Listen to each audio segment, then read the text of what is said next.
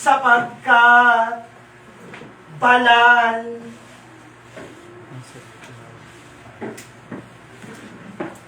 ang sa inyo'y tumawag.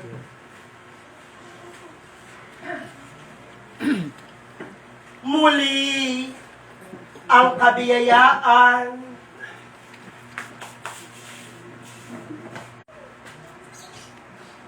mula ngayon at magpakailanman.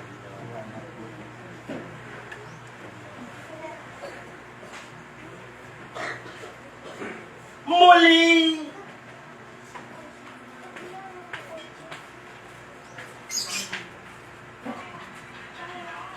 kayo'y nagsipagatipon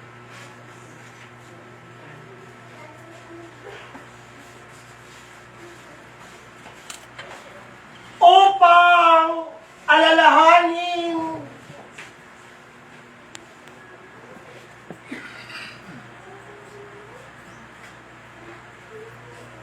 ang tungkuling tinanggap sa Ama.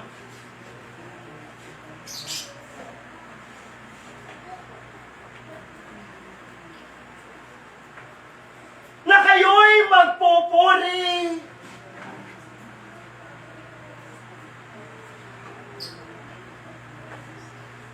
at magsisipagsamba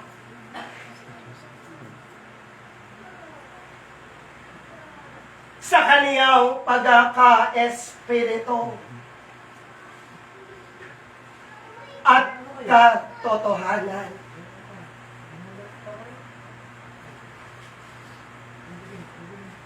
At ngayong nailahad sa iyong pakikinig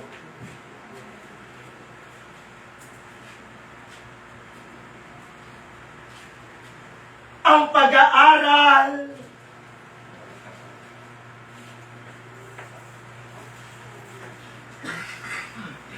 na ipinagkakaloob ng Diyos.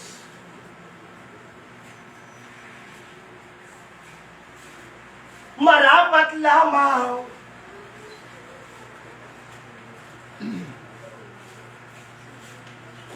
na ito'y manahan sa inyong mga puso at pag-iisip.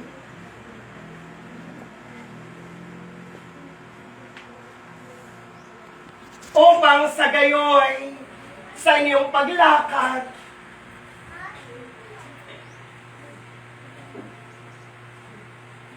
ay maisabuhay ng bawat isa sa inyo.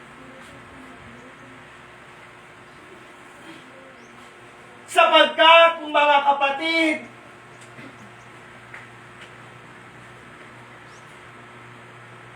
dito mapagtitibay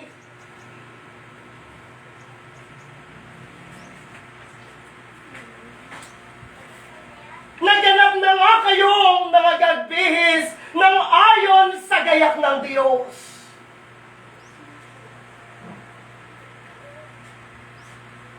At sa pamamagitan nito,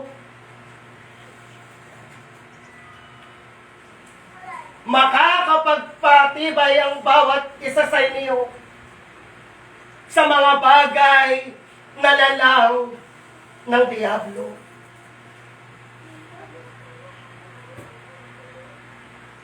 Kaya nga napakahalaga ng pag-aaral.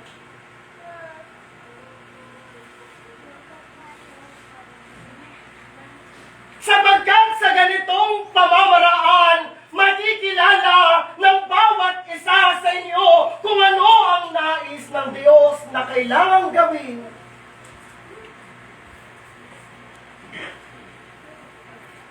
Ng sino mang nagnanais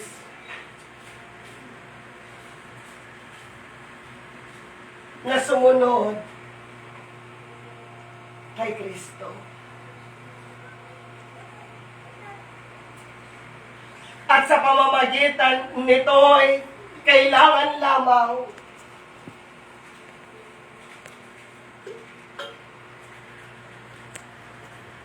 na makilala ng bawat isa sa inyo kung ano baga ang nararapat at karapat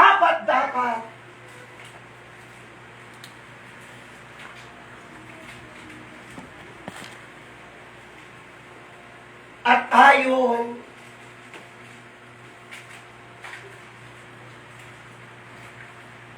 sa mga hakbanging nais ng Diyos,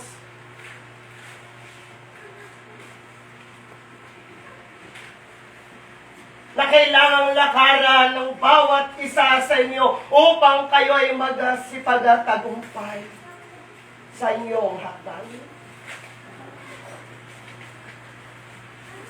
Kaya nga buhat sa pasimula, narinig ninyo ang mga tagubilin, mga pag-aaral na nailahad sa inyong pakikinig.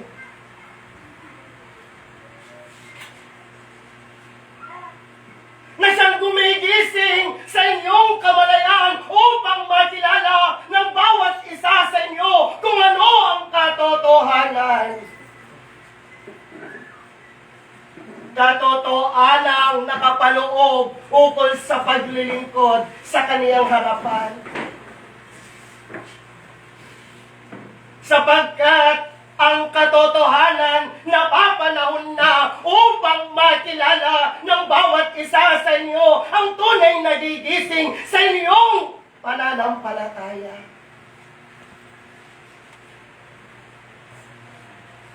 Napapanahon na upang sa gayoy ganap na makilala ninyo kung ano ang diwang ipinapakilala ng karunungan. Sapagkat, mga kapatid, hindi biro ang inyong ginagawa at kailanman ang Diyos hindi pabibiro.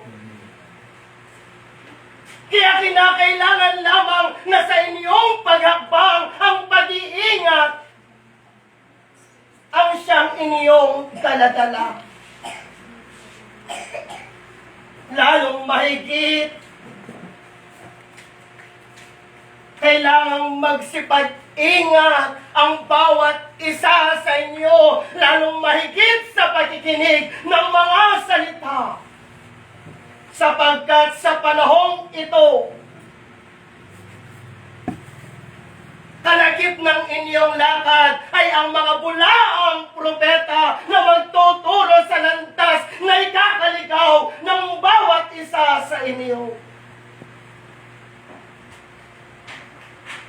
Kaya nga sa bawat pagdating aming itinuturo kung ano baga ang tunay,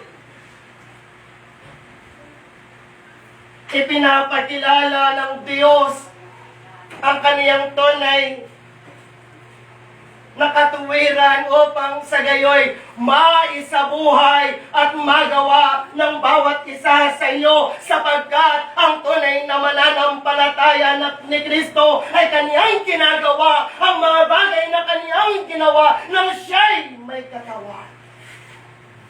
At kung ninanais ng bawat isa sa inyo na kayo nga at sa inyo'y makilala na kayo ang sumusunod sa likuran at iyapak ni Kristo, kailangan lamang na makita sa inyong paggawa ang mga bagay na inyong naririnig.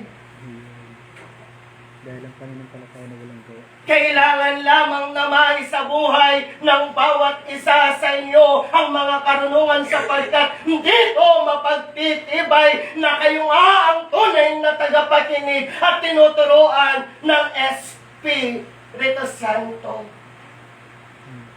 Kaya nga mag-aaral na sa aming pagdating at pasimula ng inyong pakikinig, marapat lamang na kilalanan ninyo ang inyong mga sarili, kilalanin ninyo ang inyong mga paggawa, sapagkat dito pasisimula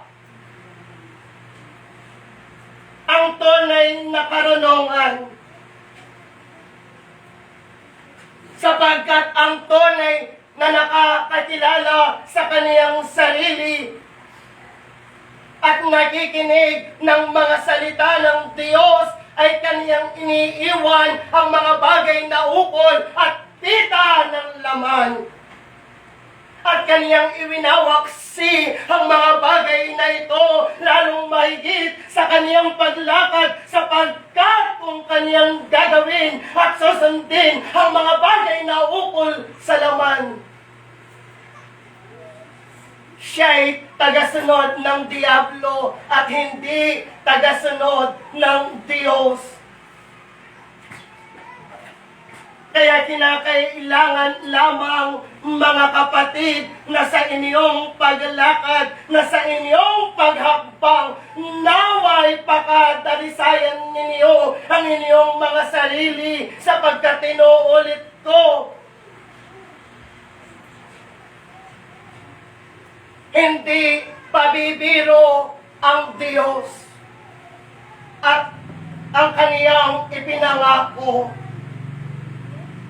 At kung ito ang siyang magagawa at mapapagtagumpayan ng bawat isa sa inyo, ang inyong pagpapagal at ang lahat ng inyong nais na may kapayapaan dito sa lupa hanggang sa sanglangitan, ang siyang makakamit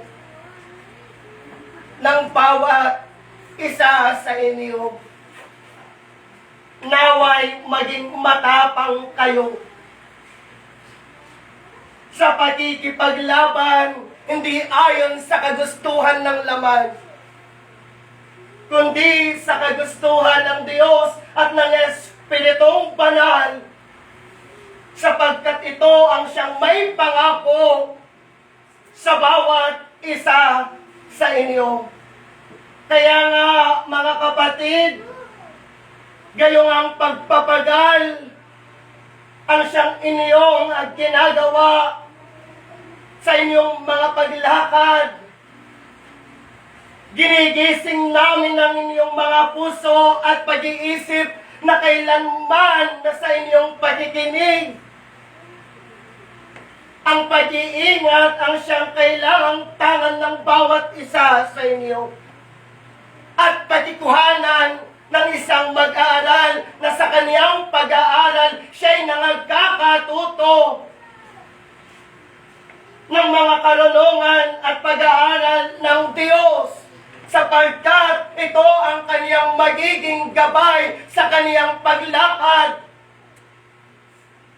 At kung ito ang siyang mananaig, na kahit kayo'y may mga tungkuling kinakailangang maisabuhay sa inyong mga laman, na kahit kayo'y binigyan ng laya ng Diyos ng 6 na araw upang hanapin ninyo ang mga bagay na inyong pinapangailanganan, naroon ang pag-iingat, naroon ang pagtaliwas sa mga kasamaan, sapagkat sa mga ganitong bagay, nakikita at natutunghayan ng mga tao ang inyong mga napapag-aralan. At sa pamamagitan nito'y kayo'y magiging ilaw. Kayo ang tunay na liwanag sa mundong ibabaw na kung saan laganap na ang kasamaan, at kayo ang pupuksa ng bagay na ito sa pamamagitan ng inyong mga gawa. Sa aking pagdating, ang mga karunungan ay pinagkakaloob ng Diyos upang magising ang inyong mga puso at kaisipan, sapagkat inuulit ko, hindi biro ang inyong ginagawa. Hindi biro ang inyong pag-apunta sa mga sangbahayan. Kaya kailangan lamang na sa inyong pagpaparito, ang mga karunungan ay maisilid sa inyong mga puso, sapagkat hindi kayo makikitang banal sa loob lamang ng lunduyang ito, kundi sa inyong paglabas at kung paano ninyo gagawin at maisa sa buhay ang inyong mga narinig. Muli ang aking salamat. Ang pagpapala ng Diyos ang siyang ating ipinagkakaloob sa bawat isa sa inyo. Ako ang siyang dumating sa ngalan ng Ama, ng Anak, at ng ipinangakong Espiritu Santo. Ako ang inyong kapatid, Dr. Jose Rizal. Muli ang kapayapaan ang siyang aking iniiwan. Hallelujah, hallelujah, hallelujah. Purihin ang Diyos.